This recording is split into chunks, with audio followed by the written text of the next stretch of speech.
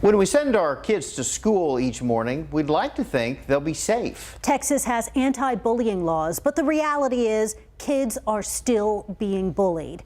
Here at KVUE, we get messages from parents who worry their child's school can't or won't take the right steps to deal with it. Tonight, KVUE's Tori Laynard is taking a deep dive into bullying in Central Texas schools, looking at parents' concerns and what some school districts are doing to address bullying.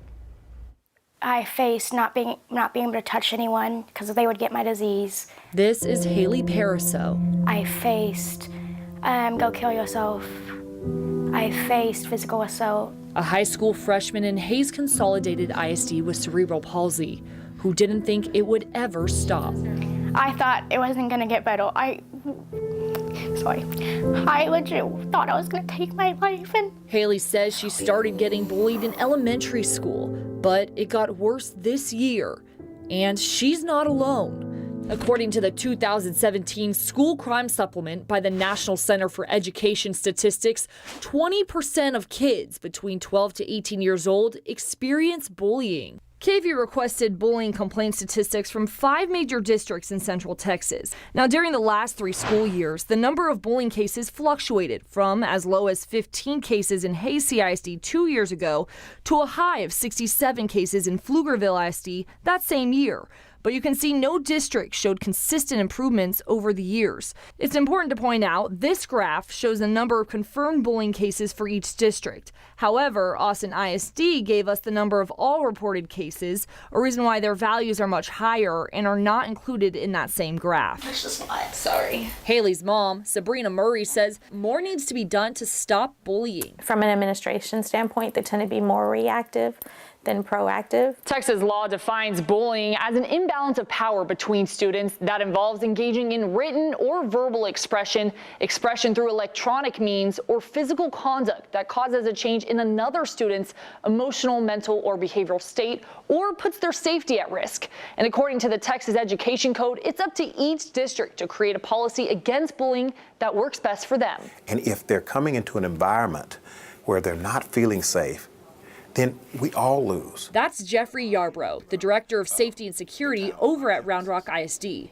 where he says they are always working towards a better solution. Whether that means looking at what other districts around the state or around the country are doing and what's working, what may not. We're talking to our staff. Inside school doors, it starts with making sure kids feel comfortable speaking up. Whether it's through anonymous alerts, whether it's through a counselor. And taking action even if there's no proof bullying occurred. We want to make sure that there's no one that's missed when they feel a certain way. Ready? Christina Green couldn't agree more. Her son Jonah, who attends a school in Round Rock ISD, was also born with cerebral palsy. He's got a G button.